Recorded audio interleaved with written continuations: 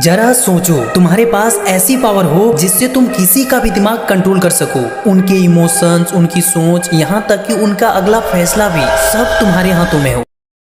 और ये कोई जादू नहीं है, ये है डार्क साइकोलॉजी, एक ऐसा गेम जिसे दुनिया के बड़े मैनिपुलेटर्स यूज करते हैं लोगों को कंट्रोल करने के लिए, उन्हें बिना पता चले। और आज तुम इसी डार्क साइकोलॉजी के 5 सबसे खतरनाक टेक्निक सीखने वाले हो, जो तुम्हें एक ऑर्डिनरी इंसान से एक मास्टर इन्फ्लुएंसर बना देंगे। पर एक वार्निंग है, ये सिर्फ एजुकेशनल पर्पज के लिए है, इसलिए इसका गलत इस्तेमाल मत करना, क्योंकि इस वीडियो को देखने के बाद तुम दुनिया को वैसे नहीं देखोगे जैसे अभी देखते हो। तो अगर तुम रेडी हो तो चलो शुरू करते हैं the dark game of mind. Number 1, reaction glitch. Human mind एक सिंपल रूल फॉलो करता है, वो वही करेगा जो उसे करने से मना किया जाए। सीधी भाषा में, जब किसी को किसी चीज से रोका जाता है तो उसके अंदर एक बगावत वाली फीलिंग आ जाती है कि अब तो यही करना है। ये ह्यूमन माइंड का एक नेचुरल डिफेंस मैकेनिज्म है जो फ्रीडम या चॉइस छीने जाने पर एक्टिवेट हो जाता है। सोचो, अगर मैं तुम्हें बोलूं कि पीछे मुड़कर मत देखना, तो तुम्हारा मन सबसे पहले वही करेगा। और इसी कंसेप्ट को साइकोलॉजी में रिएक्टेशन ग्लिच कहते हैं। इस माइंड ग्लिच को तुम अपने फेवर में स्मार्टली यूज करो। फॉर एग्जाम्पल, सीधा मना मत करो, बस कैजुअली कह दो, भाई ये मुश्किल है, मुझे नहीं लगता तुम ये कर पाओगे। बस सामने वाले की ईगो में आग लग जाएगी और वो प्रूव करने में लग जाएगा, और वो वही करेगा जो तुम चाहते हो। अगर तुमने इसे सही टाइम सही टोन में यूज किया तो तुम किसी के भी डिसीजन अपने हिसाब से घुमा सकते हो, बिना जोर जबरदस्ती के।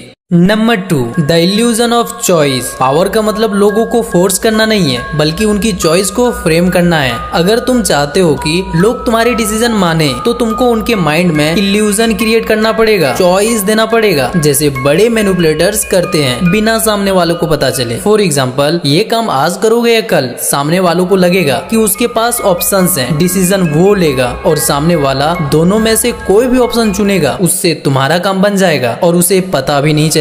यही ट्रिक लीडर्स, पॉलिटिशियन ज्यादातर यूज करते हैं। वो कभी कंट्रोल डायरेक्टली नहीं करते हैं, वो लोगों को बस ये फील कराते हैं कि डिसीजन तुम्हारा है, जबकि पूरा गेम उनका होता है। Number 3, the guilty trap. Guilt एक ऐसा इमोशन है जो इंसान को मजबूर कर देता है, कभी एक्शन लेने के लिए तो कभी झुकने के लिए। और मजेदार की बात तो ये है, लोग जबरदस्ती करने पर तो रिएक्ट नहीं करते, लेकिन गिल्ट फील हो जाए तो खुद ही बदलने लगते हैं। जरा सोचो, तुम्हारा एक दोस्त बार बार तुमसे मिलने का प्रॉमिस करता है, लेकिन हर बार अवॉइड कर देता है। अगर तुम उसे सीधा बोलो तुम कभी टाइम नहीं निकालते, तो हो सकता है वो तुमसे दूर हो जाए। लेकिन अगर तुम क्लाइमली बोलो, मैं समझ सकता हूँ, अगर मैं भी इम्पोर्टेंट होता तो शायद तुम मेरे लिए टाइम निकाल लेते। बस ये सुनते ही उसके अंदर गिल्ट आ जाएगा, उसे लगेगा उसने तुम्हारे इमोशंस को हर्ट किया है, और अब वो खुद ही कनेक्ट करने की कोशिश करेगा, खुद ही एक्सप्लेन करेगा और खुद ही माफी मांगेगा। यही है गिल्टी ट्रैप का मैजिक। तुमने फोर्स नहीं किया, बस एक इमोशनल मिरर उसके सामने रख दिया और उसने उसमें अपना गिल्ट देख लिया।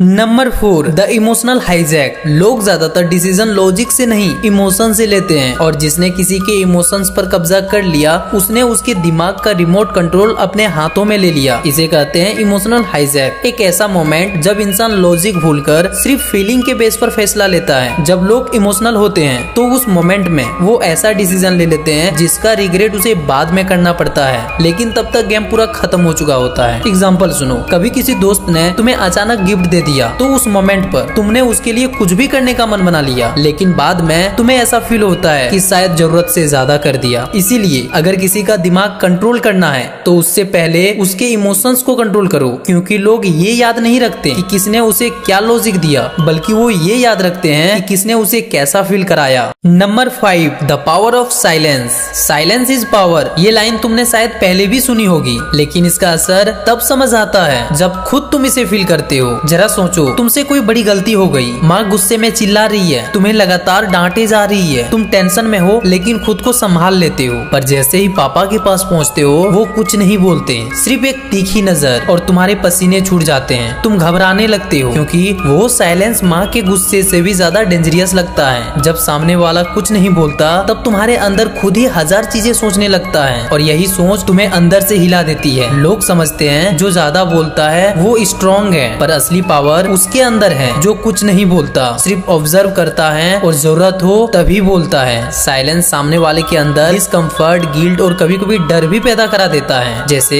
अगर तुम्हें अपने दोस्त से कुछ सच निकलवाना है तो सिर्फ एक लाइन बोलो, मुझे सब पता है, और चुप हो जाओ। जितनी देर तक तुम चुप रहोगे उतनी ही एंजाइटी बढ़ेगी। वो अनकंफर्टेबल फील करेगा और उसे लगेगा कि उसका झूठ पकड़ा जा चुका है और वो सच बोल देगा। एक बात हमेशा याद रखना, जब सब बोल रहे हो तब तुम्हें चुप रहना है, और जब तुम बोलो तो तुम्हारे हर एक शब्दों में वजन होना चाहिए। साइलेंस तुम्हारी प्रेजेंस को पावरफुल बनाता है और लोग तुम्हें सीरियस लेने लगते हैं। अगर तुम इन सारे ट्रिक को सही से इस्तेमाल करना सीख गए तो तुम किसी को भी डीपली इन्फ्लुएंस कर सकते हो। और अब तुम मुझे बताओ कौन सा ट्रिक तुम्हें सबसे ज्यादा पसंद आया। और हाँ, चैनल को सब्सक्राइब करना मत भूलना, वरना बहुत कुछ मिस कर दोगे।